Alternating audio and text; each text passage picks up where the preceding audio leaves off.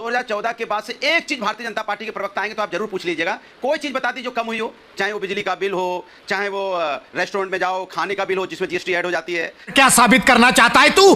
मिर्च का आप देख लीजिए, आसमान छू रहे हैं दाम। और सोचिए ये धनिया पत्ता, बताइए इतना धनिया पत्ता 20-25 रुपए का मिल रहा है जो मेरे हाथ में है।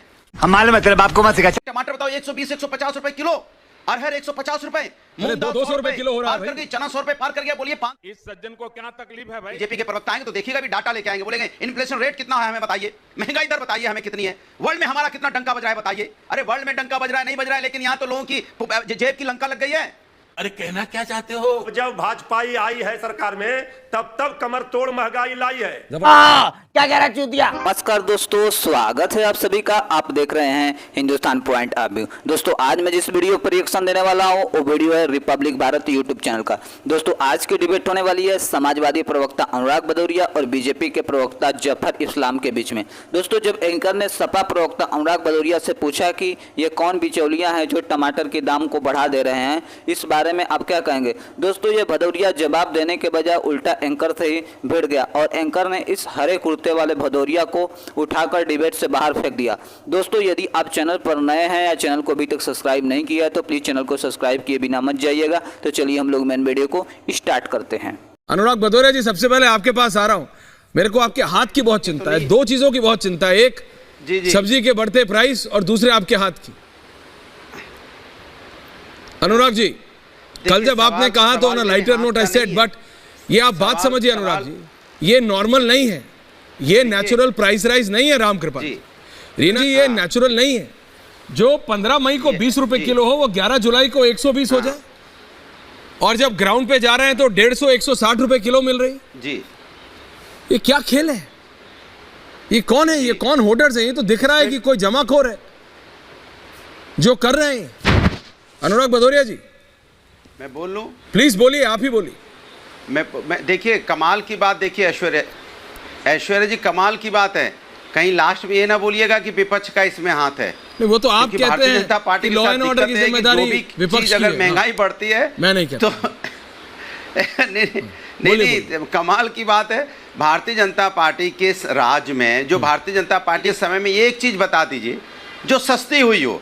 2014 के बाद से एक चीज भारतीय जनता पार्टी के प्रवक्ता आएंगे तो आप जरूर पूछ लीजिएगा, कोई चीज बता दी जो कम हुई हो, चाहे वो बिजली का बिल हो, चाहे वो रेस्टोरेंट में जाओ खाने का बिल हो जिसमें जीएसटी ऐड हो जाती है, चाहे आप चले जाओ ट्रेन की टिकट हो, प्लेटफॉर्म की टिकट हो, या स्कूल में बच्चों की फीस हो, या पेट्रोल हो, डीजल हो, गैस सिलेंडर हो, सब्जी हो, कोई चीज़ तो सस्ती होनी चाहिए थी ना। जितने बड़े बड़े वादे कहते कि भारतीय जनता पार्टी की सरकार आएगी तो सब चीज़ सस्ती होंगी। टमाटर का भाव देख लीजिए, मिर्च का भाव देख लीजिए, मिर्च का आप देख लीजिए, आसमान छू रहे हैं दाम। और सोचिए ये धनिया पत्ता, बताइए इतना धनिया पत्ता 20-25 रुपए का मिल रहा है जो मेरे हाथ में है। और भारतीय जनता पार्टी कहती थी बहुत हुई महंगाई की मार, अब की बार भाजपा सरकार।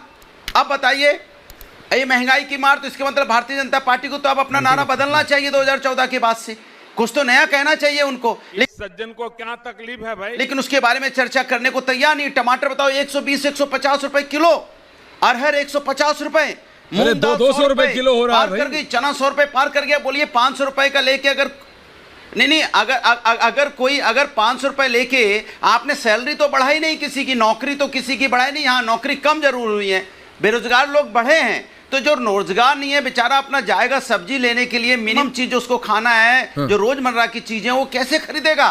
फिर अगर बीजेपी के प्रवक्ता आएंगे तो देखिएगा भी डाटा लेके आएंगे, बोलेंगे इन्फ्लेशन रेट कितना है हमें बताइए, महंगाई दर बताइए हमें कितनी है, वर्ल्ड में हमारा कितना डंका बज रहा है बताइए। अरे वर्ल्ड में डंका बज रहा है नहीं बज रहा है, लेकिन यहाँ तो लोगों की जेब की लंका लग गई है। अच्छा बात नहीं है। उनके जेब में पैसे नहीं है, खाने को पैसे नहीं है, आप उनको सपना दिखाते हो इधर उधर का।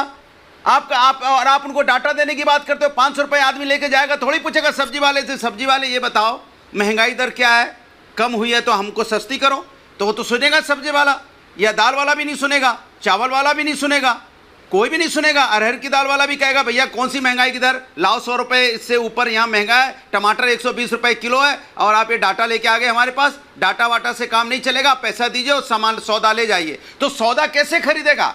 जेब में तो पैसे चाहिए ना। अभी आएंगे भारतीय जनता पार्टी के प्रवक्ता, देखिएगा बताएंगे कि 2014 में ऐसा था, 2014 से 2023 की बात नहीं करेंगे, कहेंगे बरसात की वजह से महंगाई बढ़ गई।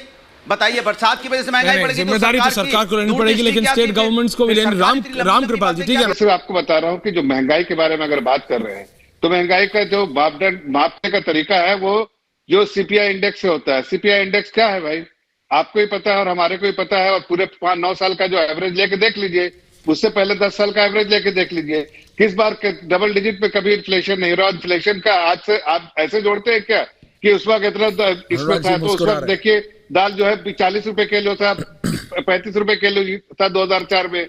आज अगर महंगा हुआ है तो वो टाइम के साथ इन्फ्लेशन थोड़ा होता ही है, हर साल इन्फ्लेशन होता है, लेकिन ऐसा तरीका नहीं देखने का जिस तरह से आप देख रहे हैं कि भाई 2014 से पहले जो 2000 पहले से 14 की जो सरकार थी उसको देख के सीपीआई इंडेक्स में तरीका देखने का। अगर आपको देखना है Meena ji relax, Anurag ji relax. CPI index में देखिए, सरकार थी, कौन सी सरकार थी, सीपीआई इंडेक्स में देखिए, अगर देखिए सुनिए एक मिनट मेरी बात। अरे कौन भौंक रहा है ये बदतमीज? अरे भाई अनुराग जी सुन लीजिए, ऐसा मत कीजिए। थैंक यू, बोलिए बोलिए, ऑडियो डाउन। अगर आपको आप भाई सरकार से जवाब तो लेना पड़ेगा ना, सरकार को जवाब देने दीजिए। आप मैं कह रहा हूँ अनुराग जी और रीना जी कि अगर आप मेरी बात सुन लीजिए फिर आप बोलिएगा। अनफॉर्चुनेटली मैं व्हाट्सएप कॉल से जुड़ा हूं जिसपे आपकी बात आते ही मुझे नहीं समझ में आता क्या बोल रहे हैं आप। बीच में आप मत बोलिए, आप मेरे बात के बाद आप बोल लीजिएगा, मैं सुन लूंगा, उसके बाद जवाब दे दूंगा। अगर आप थोड़ा सिविलाइज डिबेट कर ले तो मैं ये कह रहा हूं कि देखिए आज हो सकता है कि फूड इन्फ्लेशन बढ़ गया हो सकता है टमाटो का प्राइस बढ़ गया हो, उसके बहुत सारे कारण होते हैं, चाहे हीट वेव से बढ़ता हो, चाहे उसकी रुपाई कम हुई हो, चाहे उसका सीजनल फैक्टर से, चाहे बारिश से, चाहे पेस्टिसाइड की वजह से, बहुत सारे कारण होते हैं। ऐसा खाली स्टेटमेंट देने से नहीं, अगर जो किसान होगा उसको सब कुछ मालूम होगा कि किन किन कारणों से जो है प्रोडक्शन का बता। और नहीं तो क्या, तो जी नहीं सांसद महोदय, आप ये कह रहे हैं, जफर साहब ये कह रहे हैं, अनुराग जी आपकी तो आज बात ठीक हो गई। आपने कहा था सरकार आके डेटा देगी, सरकार ने आके डेटा दे दिया। रीना जी आ रहा हूं, लेकिन मृत्युंजय तिवारी जी आपका क्या कहना है? आरजेडी जी तिवारी जी, वापस आ रहा हूं रीना जी, वो शांति से बैठे। देखिए जी तिवारी जी, जफर साहब से पूछिए। जफर साहब सुन रहे हैं? ऐश्वर्य जी, आपको आज हम धन्यवाद देते हैं, आभार प्रकट करते हैं कि आपने कम से कम आज महंगाई पर चर्चा की।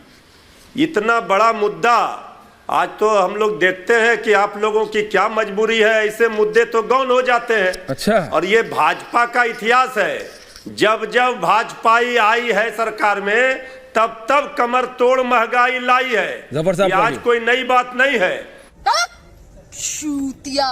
लेकिन इस पर चर्चा नहीं होती, हम लोग चिल्लाते रहते हैं बहस में।